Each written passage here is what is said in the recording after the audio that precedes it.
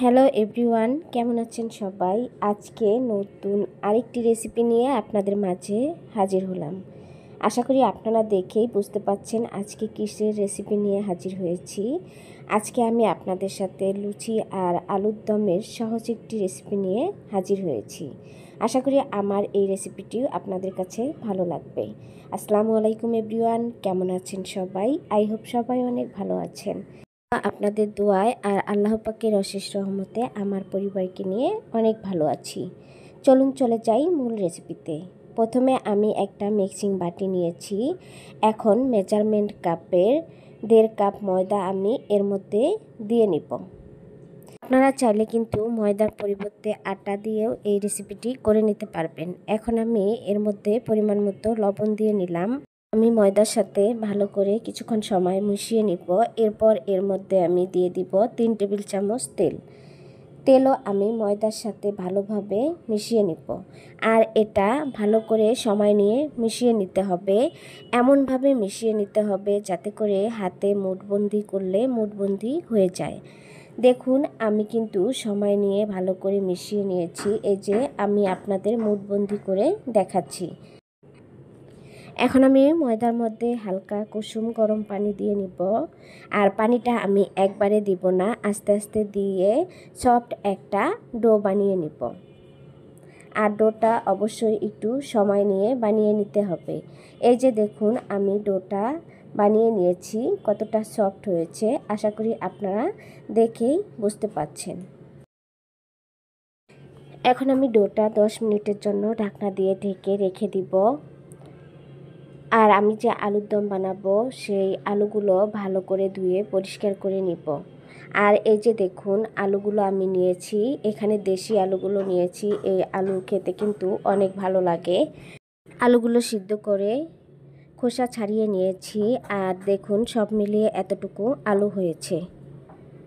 এখন চুলায় একটি টপার বসিয়ে এর মধ্যে পরিমাণ মতো তেল দিয়ে নেব। তেল হালকা গরম হয়ে গেলে এর মধ্যে দিয়ে দিব 1 টেবিল চামচ পাঁচফোড়ন।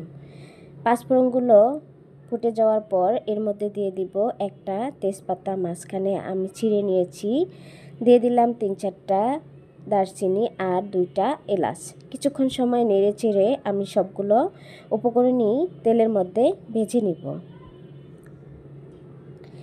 আমি আগে থেকে পেঁয়াজ বেটে নিয়েছিলাম, আর বাটা পেঁয়াজ দিয়েই আমি আলুর দমটা করে নিব। আর পেঁয়াজ বাটাটা এর মধ্যে দিয়ে দিলাম। তেলের মধ্যে ভেজে নিলে কাঁচা গন্ধ থাকবে না। এই যে আমি নেড়ে চেড়ে কিছুক্ষণ সময় ভেজে নিব। এখন এর মধ্যে দিয়ে দিব আদা রসুন বাটা, দিয়ে দিব লাল মরিচের গুঁড়া 1/2 টেবিল চামচ, হলুদের গুঁড়া 1/2 টেবিল চামচ, ধনিয়া গুঁড়া দিব 1/2 টেবিল চামচ, জিরা গুঁড়া দিব 1/2 টেবিল চামচ,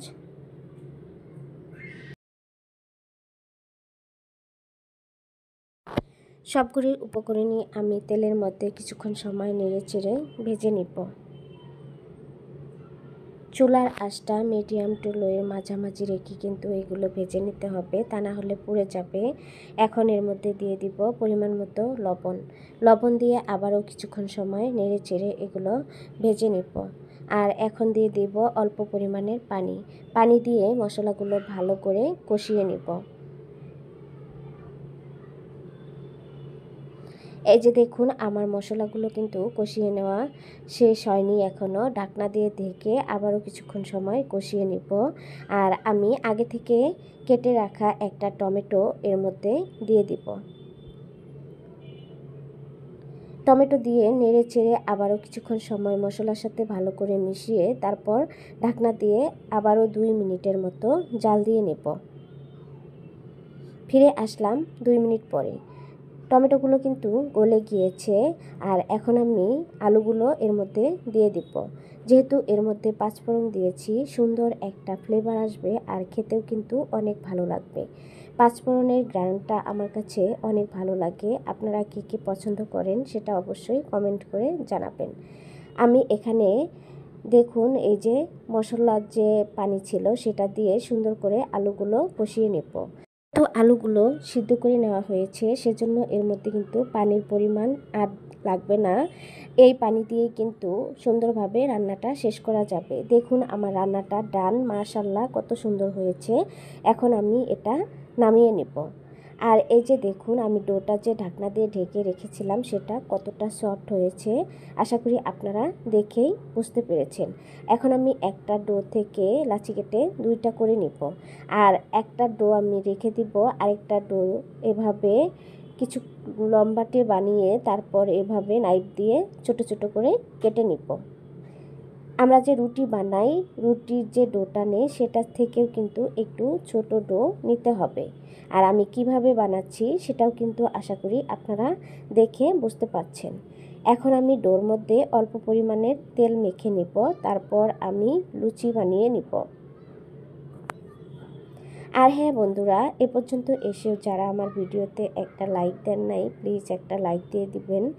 আর আমার চ্যানেলে যদি নতুন হয়ে থাকেন তাহলে চ্যানেলটি সাবস্ক্রাইব করে দিয়ে পাশে থাকা বেল আইকনটি প্রেস করে রাখবেন, যে কোনো সময় সুযোগ বুঝে যেন আমার ভিডিওটি দেখে নিতে পারেন। আর যারা অলরেডি সাবস্ক্রাইব করে দিয়েছেন তাদেরকে অসংখ্য অসংখ্য ধন্যবাদ। দেখুন আমি লুচিগুলো বানিয়ে নিয়েছি। চুলায় একটি টপার বসিয়ে পরিমাণ মতো তেল দিয়ে গরম করে নিব। আর বানানো লুচিগুলো তেলের মধ্যে দিয়ে উল্টিয়ে পাল্টিয়ে সুন্দর করে ভেজে নিব। দেখুন এক পাশে হয়েছে, অন্য পাশে আমি উল্টিয়ে দিব আর চেপে ধরবো এভাবে, তাহলে কিন্তু সুন্দরভাবে ফুলে উঠবে। সহজ আর ইউনিক রেসিপি আপনাদের সাথে শেয়ার করলাম। আশা করি আমার রেসিপিটি আপনাদের কাছে ভালো লাগবে। রেসিপি ভালো লাগলে আমাকে অবশ্যই কমেন্ট করে জানাবেন। আর একদিন হলেও বাসায় ট্রাই করবেন, কেমন হয় সেটাও আমাকে কমেন্ট করে জানাবেন। এটা কিন্তু খেতে অনেক ভালো লাগে, একদম পারফেক্ট যেন দোকানের মতো। এই যে দেখুন একটা আমার ভেজে নেওয়া শেষ, আমি হালকা ব্রাউন কালার করে ভেজে নিয়েছি, এখন তুলে নেব। আর একইভাবে আমি আরেকটা ভেজে নেব।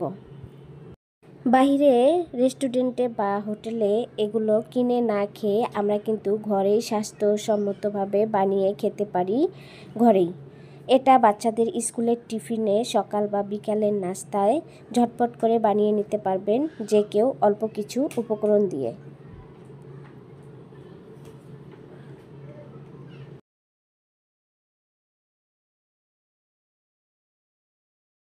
দেখুন আমার এটাও কিন্তু ভেজে নেওয়া শেষ, এটাও আমি ব্রাউন কালার করে ভেজে নিয়েছি। আর একইভাবে আমি সবগুলো লুচি ভেজে নেব। এই যে দেখুন আমি সবগুলো ভেজে নিয়েছি আর একটা প্লেটে পরিবেশন করে নিলাম। মাশাআল্লাহ দেখুন কতটা লোভনীয় হয়েছে। আমার বাচ্চারা কিন্তু এটা অনেক পছন্দ করেছিল আর অনেক মজা করে খেয়েছে। আপনারাও বাসায় ট্রাই করবেন, দেখবেন ছোট থেকে বড় সবাই অনেক পছন্দ করবে আর আপনার অনেক প্রশংসা করবে। লুচি আর আলুর দম কিন্তু অনেক লোভনীয় একটি খাবার আমার কাছে মনে হয়। আমার এই অল্প উপকরণের সহজ রেসিপিটি কেমন লেগেছে অবশ্যই আমাকে কমেন্ট বক্সে কমেন্ট করে জানাবেন। ভিডিওটি বেশি বড় করব না, আজ এ পর্যন্ত। আবারও আমন্ত্রণ জানাচ্ছি নতুন ভিডিও দেখার জন্য। এ পর্যন্ত সবাই ভালো থাকবেন, সুস্থ থাকবেন। আল্লাহ হাফেজ।